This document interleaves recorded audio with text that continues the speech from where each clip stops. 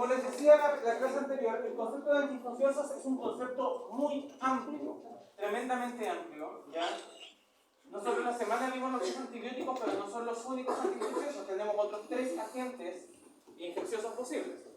Y en ese sentido, por tanto, los objetivos de la clase de hoy día son los mismos que la semana del lunes pasado. Y ahí nos vamos a meter con antimicóticos. Los antimicóticos, también llamados antifúngicos, son medicamentos para tratar infecciones por hongos. ¿Sí? Las infecciones por hongos son lo que se llama micosis, por si acaso. Una infección por hongos se llama micosis. No se debe confundir con la toxicomicosis, que es cuando tú te comes alimentos contaminados con hongos, que no es infección por hongos. Eso es una intoxicación. ¿Sí? Los antimicóticos fueron desarrollados en la época de los 60. Al comienzo eran considerados antibióticos. De hecho, en esa época, particularmente entre los 30 a los 80, hubo mucha investigación en torno a este tema, antiinfecciosos tratando de desarrollar nuevos antibióticos, y ahí se descubrieron que algunos de estos servían para los hongos en forma específica. De hecho, hay algunos que todavía se consideran como antibiótica útil. Y el primer antimicótico desarrollado, el más antiguo, es la anfotericina B. La anfotericina B es un antimicótico que aún disponemos en nuestras farmacias, pero es sumamente tóxica. Se usa con bastante precaución, con mucho cuidado, porque tiene niveles de toxicidad bastante importantes. ¿Ya? Ahora, las micosis casi siempre son oportunistas. Yo ya expliqué que las infecciones ocurren cuando se vencen los mecanismos de inmunidad o de barrera, ¿cierto? Toda infección se caracteriza por eso. Pero específicamente, las micosis son raras en adultos. Las micosis son raras en adultos, porque nuestro sistema inmune suele manejar muy bien los hongos. Muy bien. ¿Cuándo se desarrollan micosis, por ejemplo, en la mayoría de la población? Cuando se altera el mecanismo de barrera. Hongos en los pies. ¿Qué es lo que ocurre? El mecanismo de barrera, que es la piel, necesita evaporación constante para las condiciones para las cuales está diseñado. Nosotros usamos zapatos, y si usted usa zapatos plásticos, el sistema de evaporación funciona pero como las reverendas. Entonces básicamente usted tiene los pies empapados todo el tiempo, el mecanismo de barrera se ve alterado, los hongos que habitualmente tienen esporas en nuestra piel proliferan. ¿Qué es lo que desarrolla usted? Pie de atleta, tinea corporis, que es un tipo de tiña por si acaso. El hongo de los pies es un tipo de tiña. ¿Ya? La gente, está tiñoso, sí, tiña, es un tipo de tiña. ¿Ya? Misma cosa ocurre con la candidiasis vaginal, que también está dentro de las medianamente recurrentes en la población general. La candidiasis vaginal ocurre cuando hay alteración del mecanismo de barrera de la mucosa. La mucosa vaginal debe ser ácida, llena de lactobacilos, pero si ustedes se han dejando los 3 kilos de jabón, el jabón íntimo, el perfume de no sé qué, para oler a, no sé, rosas, a plan de vainilla, se altera la microbiota, se altera el mecanismo de barrera. Entonces, ¿qué tiene usted? Básicamente una infección. Lo mismo les pasa, por ejemplo, cuando usan muchos tampones, mismo motivo. Cuando hay mujeres que son sumamente sensibles con este tema y solo pueden usar ropa de algodón, usan de poliéster y hacen micosis al tiro. Entonces, alteración del mecanismo de barrera. Esto implica de que otras micosis son raras, bastante raras. Otros tipos de micosis son bastante raras y suelen ser señales de alerta. ¿Ya?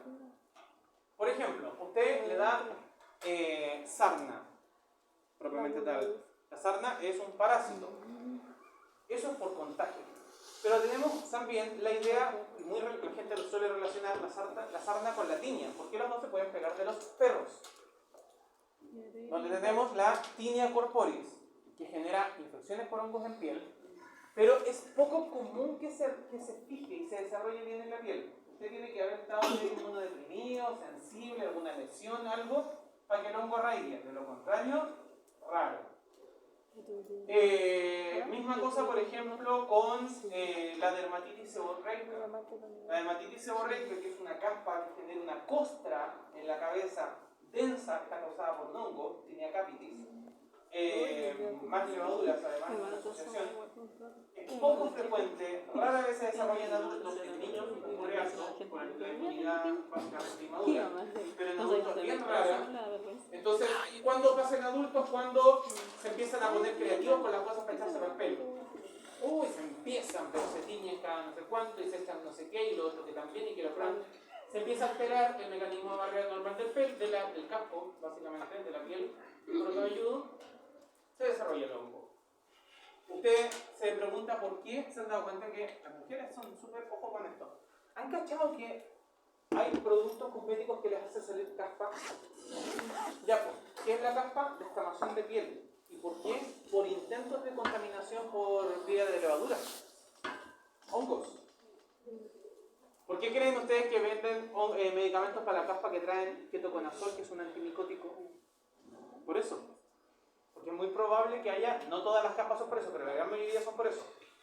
Porque el cosmético que utilizó alteró su mecanismo de barrera, entonces se empieza a descamar la piel intentando defenderse de las levaduras.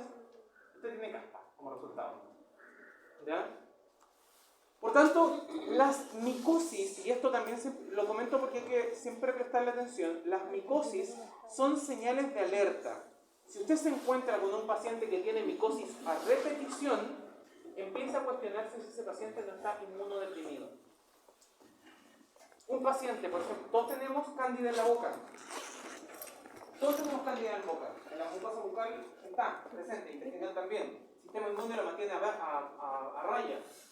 Pacientes con muy mala nutrición hacen candidiasis intestinales. Pero también los pacientes con VIH, los pacientes trasplantados, los pacientes con lupus cuando utilizan inmunosupresores por mucho tiempo. Entonces, tú tienes un paciente que no tiene ninguna de esas clases de diagnóstico, de repente tú crees que tiene cándida y también le sale caspa y tiene hongos en los pies y además le ha salido hongo en la piel y es recurrente el tema de los hongos. Ahí hay que probablemente mencionárselo al médico, que preste atención, ya, porque puede que por ahí haya un tema de inmunosupresión o depresión por algún lado. ¿Ya? ¿Y un factor puede ser el consumo de antibióticos? Sí, particularmente en las candidiasis, o sea, en las micosis internas, porque nuestra microbiota es un mecanismo de barrera. Y el uso de antibióticos en altas dosis o por mucho tiempo altera el mecanismo de barrera y favorece que se desarrollen otros microorganismos. ¿Okay? Ahora, hay varias clasificaciones, hay varias maneras de clasificar los antimicóticos, pero vamos a utilizar las dos más fáciles, las dos más simples. Por vía de uso, que son los micóticos, las paramicosis tópicas, los típicos ungüentos, ¿cierto? De piel y mucosas, y las sistémicas, que son raras, se utilizan para micosis en sangre, hongos en la sangre, puede ocurrir. Rarísimo, tremendamente grave, son septicemias muy graves que caen a la UCI. En la vía aérea, particularmente en los pulmones, aspergilosis pulmonaris, tremendamente grave, también se van a la UCI intubados esos pacientes. Circulatorio, lo mismo, de sangre. O sistema nervioso central, meningitis micóticas, rarísimas y muy graves, porque son súper difíciles de tratar, súper difíciles. Y también se pueden clasificar por estructura química, que son por mecanismo de acción, ¿ya? Ahora, generalmente alteran la permeabilidad de la pared del hongo y su actividad enzimática. Y ahí vamos a tener un diagrama parecido al que vimos en antibióticos, pero aquí están todos. No hay más grupos de antimicóticos. Hay más antimicóticos dentro de cada familia, pero yo siempre les muestro los más importantes. Ya, pero las familias son estas nomás. Vamos a tener antimicóticos que son al mismo tiempo antibióticos en la actualidad, que son clasificados directamente como antibióticos en la actualidad con actividad antimicótica. Donde tenemos los tópicos como la nistatina, súper usada a nivel tópico, hay gotitas de nistatina para enjuagues bucales, por ejemplo, cuando tienen candidiasis, la glisofulvina, la natamicina, misma historia. Y por vía sistémica, la anfotericina B que ya les mencionaba, que es bastante tóxica, así que eso es poco caso, y la tricomicina. Todos ellos pueden causar fiebre, náuseas, diarrea, cefalea y por vía endovenosa, sobrecarga hepática particularmente, cuadros inflamatorios bien severos. Los imidazoles tenemos dentro de los antimicóticos más conocidos. Por vía tópica tenemos, por ejemplo, el clotrimazol, clásico, muy conocido, ketoconazol, bifonazol y el imidazol como tal. Y a nivel sistémico también tenemos ketoconazol, tanto tópico como sistémico, miconazol y metronidazol, que este ya lo había nombrado antes. Siempre hago alto hincapié porque es confuso debido a la altísima actividad antiinfecciosa que tiene. Recuerden por favor, el metronidazol es el único que tiene 3 categorías terapéuticas antiinfecciosas: antimicótico, antibacteriano o antibiótico y también antiparasitario. ¿Ya? Sirve para todas, básicamente. Estos por vía tópica pueden causar rash, prurito, a veces un poco de irritación, y por vía endovenosa, náuseas, vómitos, sobrecarga hepática, anemia temporal, ¿ya? Diarrea, me faltó colocarlo acá, pero es bien frecuente, particularmente el metro es bueno para causar diarrea por pérdida de microbiota. Triazoles, parientes de los anteriores, derivados pero más modernos. Por vía tópica, el único que tenemos es el fluconazol, ¿ya? Muy usado, es de los antimicóticos más modernos, es muy bueno, con muy buen espectro. Y por vía sistémica también está el fluconazol, el itraconazol y el voriconazol. Más o menos los efectos son los mismos, pero además tiene efectos a nivel hormonal. En mujeres, sobre todo, por vía endovenosa, tienen hartos efectos de alteraciones del ciclo menstrual, ginecomastia en varones, ya por aumento de los niveles estrogénicos, alteraciones también de la fertilidad, entonces pueden tener hartos efectos ahí hormonales. Y en otros, que es lo mismo que miscelánea que veíamos en antibióticos, no clasificables dentro de una sola familia, por vía tópica tenemos, por ejemplo, el ácido salicílico. ¿Cuál es el ácido salicílico?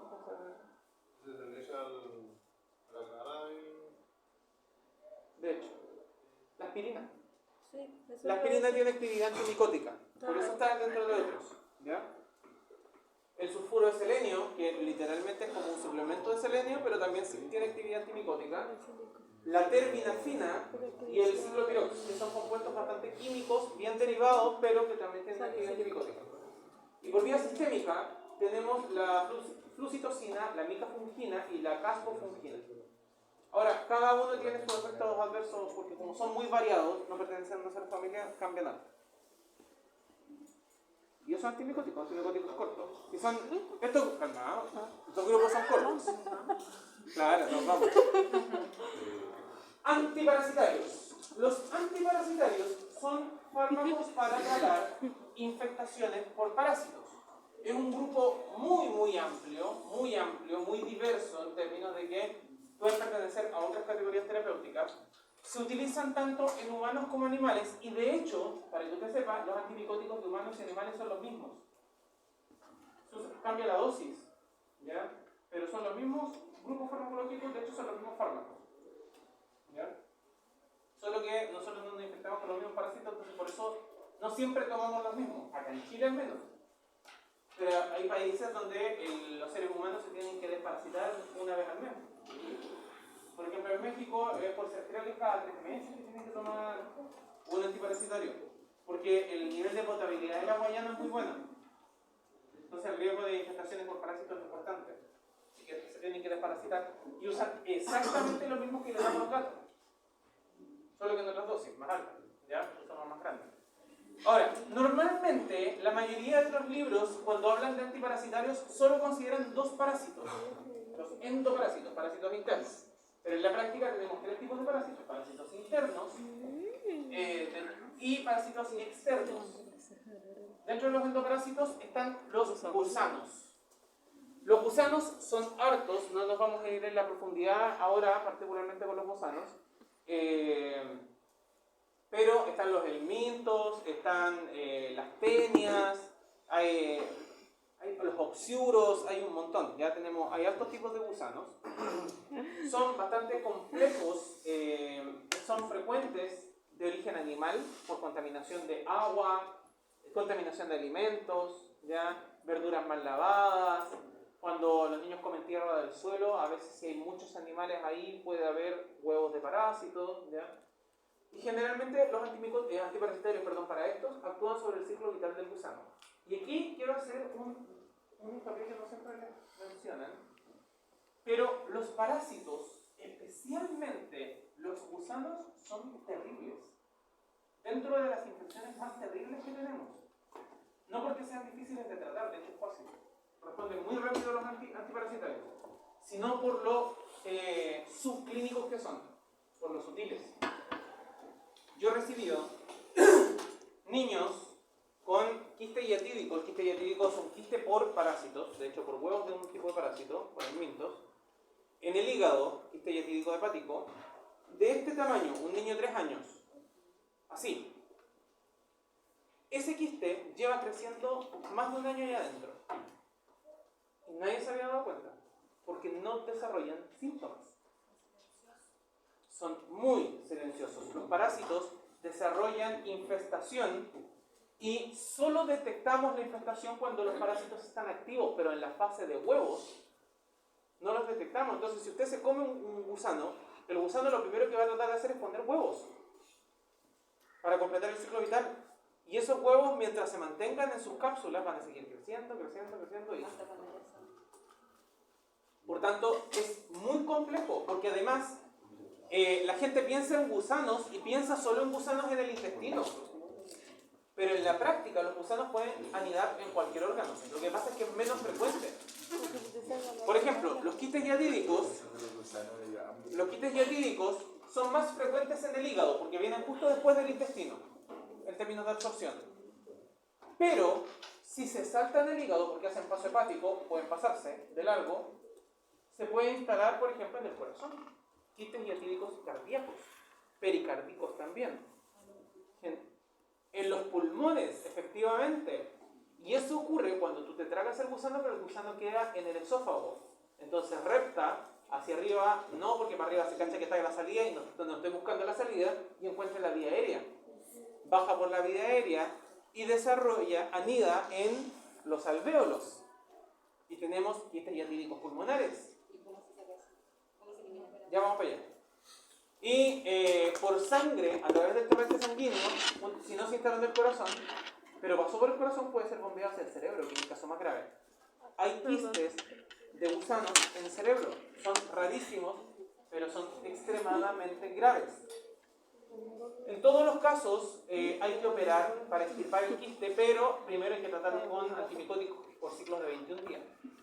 Porque hay que achicar lo más posible el quiste porque son finísimos. Si el cirujano se pasa y lo rompe, los huevos se van a diseminar por todo el sistema. Es terrible. El tema de parásitos es terrible. Particularmente gusanos, es terrible. Son muy sutiles.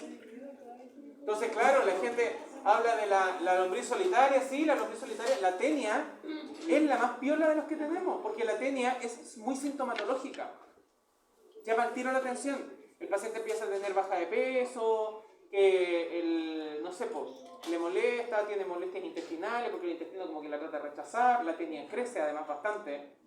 ¿Ya? Una tenia puede llegar a tener, 50, 60 centímetros de largo, fácil. ¿Vía de eliminación de ellos? Por feca. Por la feca. ¿Ya? Entonces son súper complejas las infestaciones por parásitos. Súper complejas. ¿Ya? Las otras generalmente pasan muy piola. Mucho tiempo. Meses. Años incluso. ¿Ya? Años. Ahora, otras infestaciones parasitarias son los protozoos. En Chile son muy poco frecuentes porque tenemos muy buena potabilización del agua y los protozoos y amebas se desarrollan más en agua. Generalmente los antiprotisarios se utilizan para protozoos y amebas. ¿Ya? Como les digo, en Chile es muy poco frecuente, muy poco común. Y por tanto puede ser por contaminación de agua, contaminación cruzada, pero lo que sí tenemos en Chile, infestación por protozoo, es uno por insecto. En el norte de Chile está la vinchuca. La vinchuca causa el mal de Chagas cuando pica. Y no es que la vinchuca lo cause, es que la vinchuca es portadora de un protozoo que se instala en el músculo cardíaco y vive ahí forever. Se instala y se instaló. De hecho, el tratamiento lo único que sirve es para aliviar los síntomas, no para eliminarlo por completo. Las amebiosis también existen, pero en Chile son poco frecuentes. Y finalmente tenemos los ectoparásitos, que son artrópodos hematófagos generalmente, es decir, básicamente ácaros, pulgas, garrapatas, ¿cierto? La sarna, son generalmente artrópodos que chupan sangre, muy frecuentemente provienen de animales o también se nos puede pegar de otros humanos por contacto. Y aquí el antimicótico es de uso tópico e intoxica al parásito, así funciona. Los fármacos pueden estar en más de un grupo.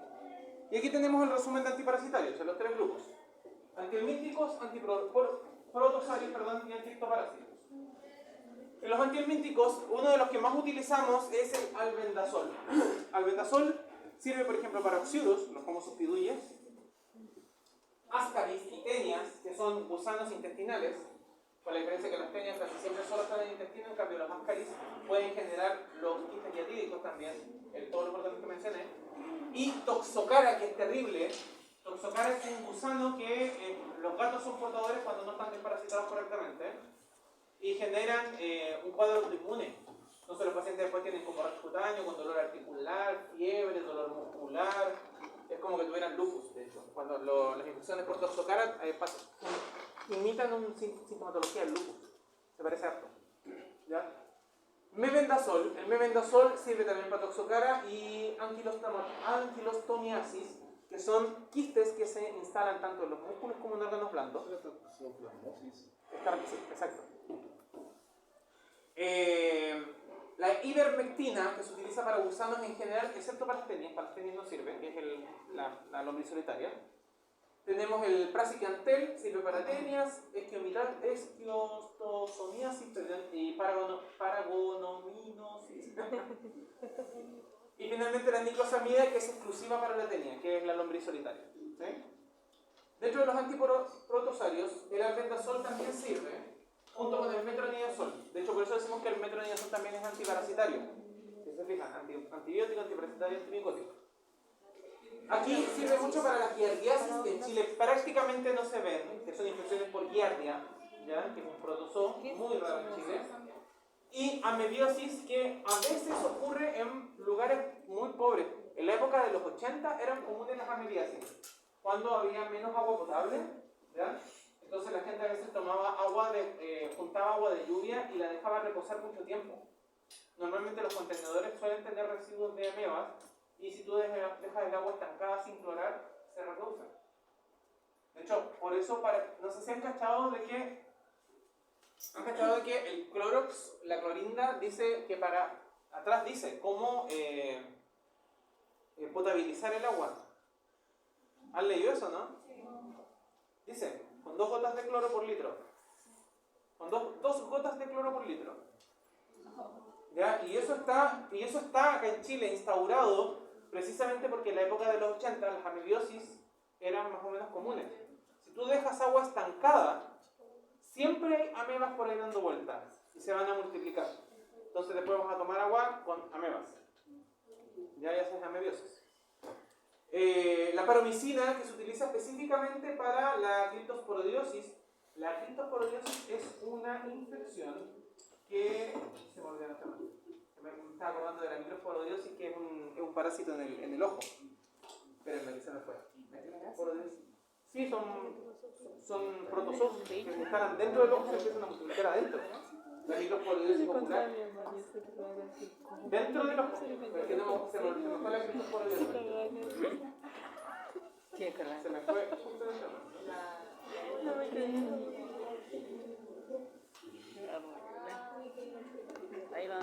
Profe, dígame, ¿hay distintos tipos de ascaris o el tipo de ascaris distinto afecta en distintas partes? A ver, el mismo gusano puede afectar diferentes lugares, pero hay diferentes tipos también. Ya hay pequeñas variaciones. Porque cuando nosotros, por ejemplo, yo te digo oxiuros, ascaris, estoy hablando de una familia. Sí. Y los tratamos con el mismo medicamento. Pero eso es una familia de parásitos. Sí, hay varios. ¿Ya? La criptosporidiosis, que no me acordaba,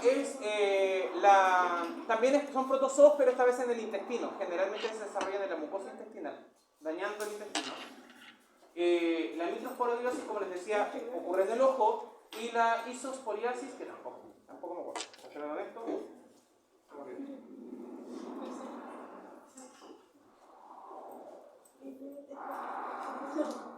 Ah, verdad, porque esta cuestión ya se radicó en Chile. No, la isosporiasis también afecta intestino y hígado posteriormente. También se tratan de protozoos. ¿Ya? Y en los ectoparásitos vamos a tener las ladillas, la escabiosis, que es la sarna, vamos a tener los piojos. Y aquí vamos a utilizar los muy conocidos en general. La permetrina, que es una de las cosas que más se utiliza hoy en día, sirve para ladillas, pediculosis y escabiosis. El lindano, que por si acaso hoy en día está prohibido, fue muy común en los 90, se usaba harto. Pero el lindano, en Chile al menos, hoy en día está prohibido por el nivel de toxicidad acumulativa que tiene. ¿Ya? Así que ya no se puede usar. Los compuestos azufrados, aunque usted no lo crea, la vaselina azufrada, vaselina con azufre, se utiliza para matar parásitos externos. Por ejemplo, cuando hay escabiosis, a los pacientes se les indica vaselina azufrada. Y eso eso funciona porque el azufre presente en esta vaselina, al entrar en contacto con el agua del sudor, produce pequeñísimas cantidades de ácido sulfúrico. Se sulfata, ¿ya? Se sulfura, perdón. Y eso mata básicamente al parásito por contacto, literal. ¿Ya? Y la piel lo aguanta bien. Tenemos el clotamitol, que se usa poquito, pero que existe para la escabiosis, y el malatión para la pediculosis. Y aquí nos metemos en una cosa que es un poquito más compleja. Antivirales. Sí, esto ya es un poquito más cabezón. A ver, los antivirales fueron los fármacos que se desarrollaron particularmente para tratar el herpes inicialmente y posteriormente el VIH. Son fármacos desarrollados para tratar virus, ¿ya? La mayoría se desarrolló en masa durante los 80, durante la gran pandemia de SIDA que se dio en esa época. Normalmente no utilizamos antivirales en el tratamiento de infecciones virales. Si usted se da cuenta, la influenza es un virus, el coronavirus es un virus, el rinovirus, que es el del resfrío, es un virus. El adenovirus, que causa también cuadros respiratorios, son virus. ¿Y a usted no le dan antivirales para eso? No tiene tanto que ver con eso. Vamos a ir para allá. Pero los antivirales se usan poco, se utilizan para infecciones víricas muy puntuales y muy agresivas y difíciles de manejar. Como las hepatitis, por ejemplo. De hecho. Porque uno de los motivos es porque la mayoría de los virus, sobre todo los virus no retrovirus, tienen ciclos vitales acortados. Usted tiene hoy en día COVID, ¿cuántos días dura el aislamiento? 7 días. Porque el ciclo vital del virus son 7 días. Y se muere solo. Mientras yo maneje los síntomas y el paciente no se agrave, no necesito antivirales. Lo mismo pasa con la influenza, con el adenovirus. Son virus de ciclo acortado, autorrestringido, ¿ya? Que es lo más común. Sin embargo, los retrovirus son bastante Highlander, son bastante resistentes, y eso hace que generen daño progresivo en los diferentes sistemas, donde sea, como el virus de la hepatitis, como el herpes, como el VIH, tienden a acumularse en el cuerpo, generando lo que se llama carga viral. Entonces, como es acumulativo, tenemos que tratarlo sí o sí, porque se terminan volviendo crónicos en general, se vuelve portador. ¿Ya? Además, el otro motivo por el cual no utilizamos antivirales en forma regular para estas otras infecciones es porque son extremadamente tóxicos. Los antivirales son muy tóxicos. ¿Cómo? Porque entre toxicidad, es que todos los fármacos tienen toxicidad, particularmente los antiinfecciosos. Todos los antiinfecciosos son tóxicos. El tema está en que costo-beneficio. Uno puede sobrevivir a la toxicidad, pero tal vez no al virus. Exacto. Costo-beneficio. O sea, tengo un paciente con VIH. Tengo dos opciones. O mantengo a raya la carga viral y que el paciente vive más años, o le doy un antiviral que le sobrecarga el hígado y la función renal, pero que lo podemos manejar con el tiempo. La misma cantidad de años que va a aguantar con el virus adentro. ¿Entendés? Costo-beneficio. Es Entonces, estos dos motivos son por los cuales no se suelen usar antivirales en la mayoría de las infecciones. Son poco frecuentes, ¿ya? Además que son recaros. Generalmente actúan por competencia de receptores. ¿Por qué competencia de receptores? Porque tenemos que recordar los mecanismos de actividad viral. ¿Ya? Con la cabrita casi una galleta. Por mecanismos de actividad viral. Pero señora. Yo sé que Bueno, ya se están ve flotando. Se va a llevar algo. Tenemos que recordar los mecanismos de actividad viral, donde el virus lo que hace es aprovecharse de la maquinaria celular. Y de hecho, vamos a repasar un poquito la idea, porque de lo contrario no me van a entender los antivirales. ¿Ya? Tienen generalmente actividad muy específica contra un tipo de virus. Y acá también se desarrollan mutaciones. Pero estas mutaciones no son como las mutaciones bacterianas.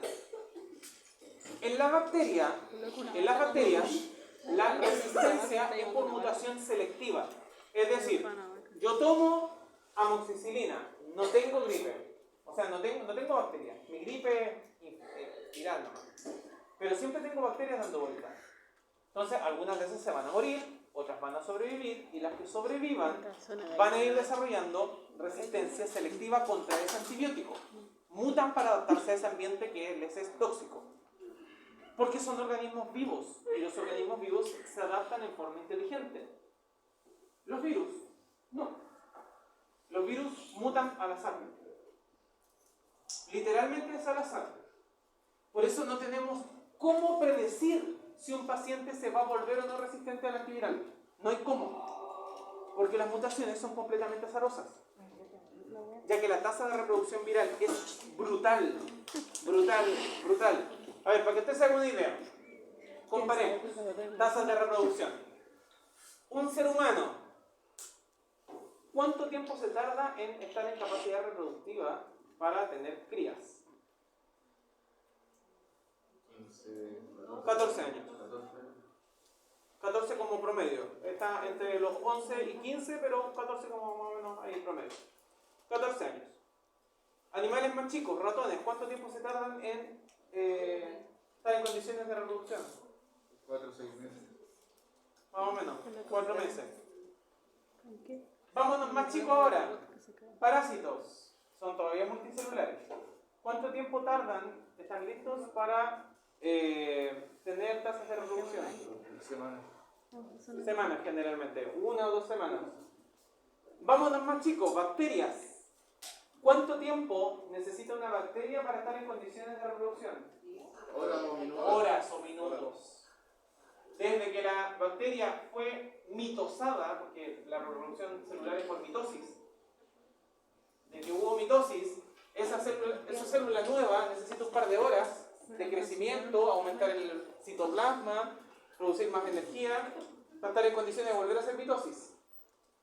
Un virus, por tanto, entendiendo esto que es mucho más chico, ¿cuánto creen ustedes que necesitará en términos de tiempo para multiplicarse?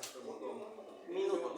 Es que no es tanto eso, sino de que una célula captada por virus tiene muchos virus y no es duplicación directa. Sí, pero lo que importa para las mutaciones no importa la cantidad reproducida, sino la velocidad de generaciones. Porque las mutaciones dependen de las generaciones. Es por lo mismo que... Cuantas más generaciones, más probabilidades de mutación. Es como lo mismo que el desgaste de los telómeros en el ADN. Se va degenerando en el... Entonces, exacto, porque hay que entender de que las bacterias tienen probabilidad de mutar, pero van a tardar días.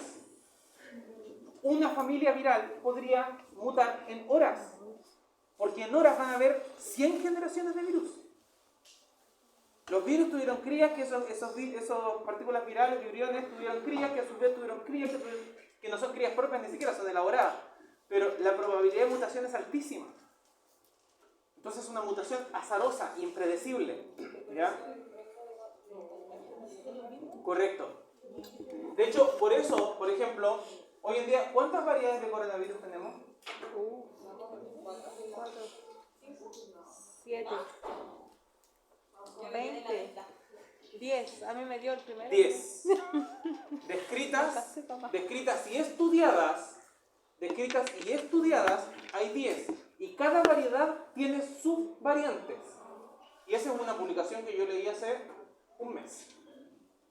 Probablemente haya más a esta altura. O sea, si usted me habla de la variante Omicron, la variante Omicron tiene 6 subvariantes. Y eso solamente por la continua mutación azarosa, impredecible. Usted me pregunta, pero ¿por qué todos los años se coloca la influenza? Porque todos los años la influenza, que hay una influenza diferente.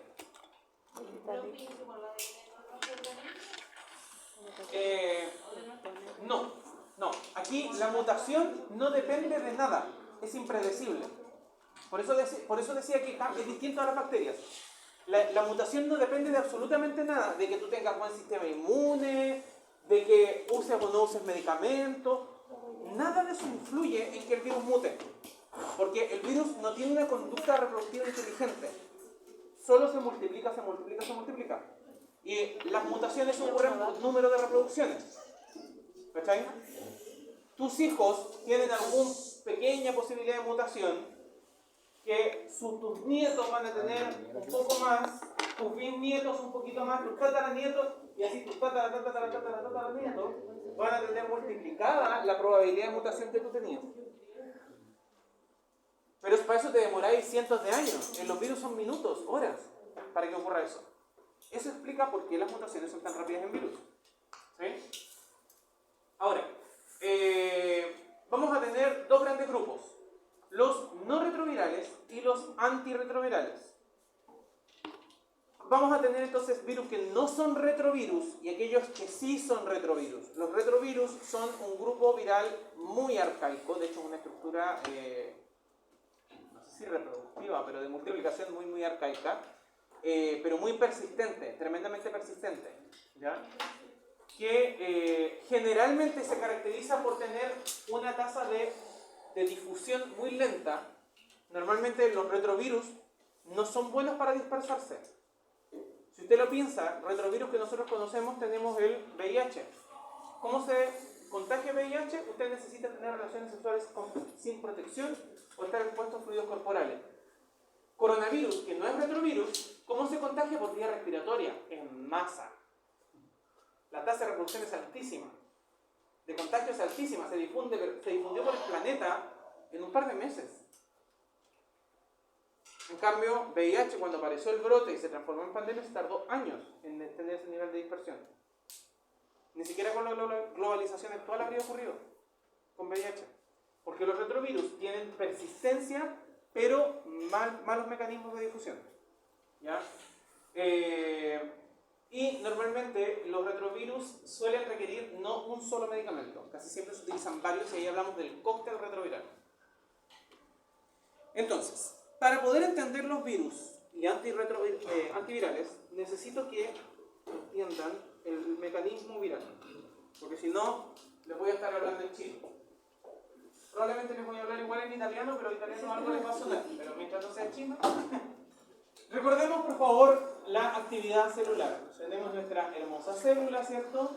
Dibujito típico celular, tiene su núcleo y tiene alrededor el sistema de producción de proteínas. ¿Cómo se llama esta estructura?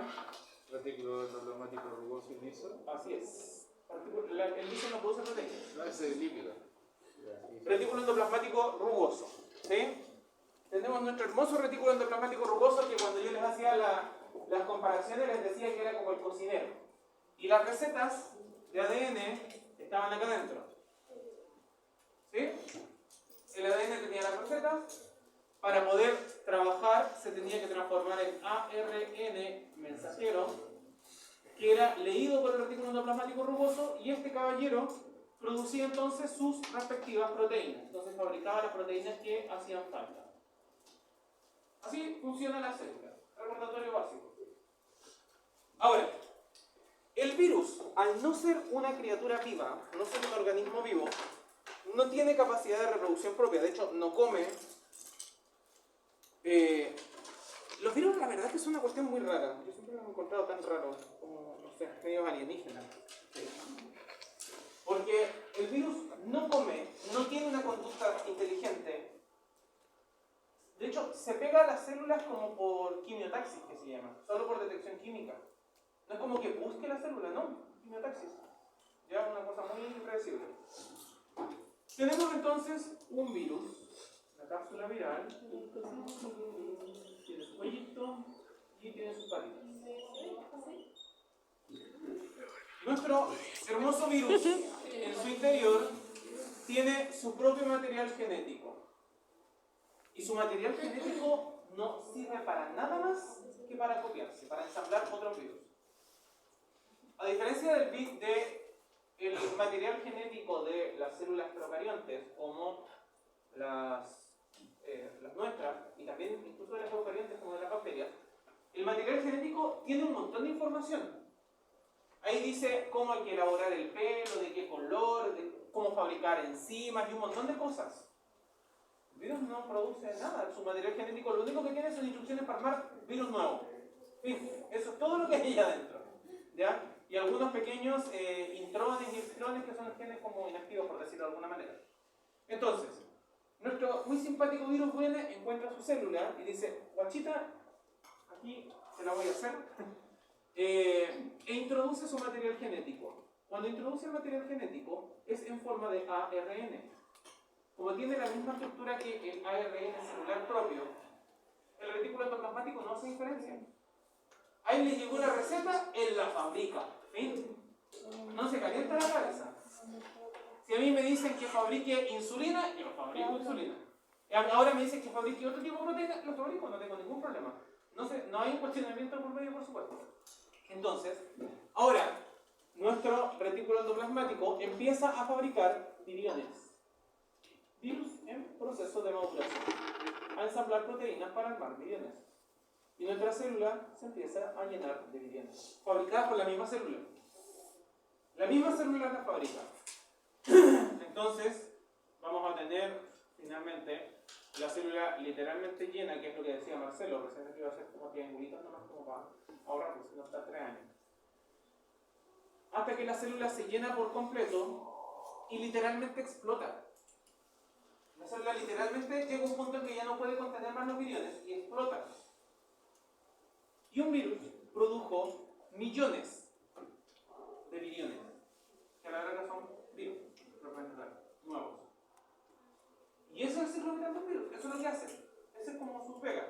¿Ya?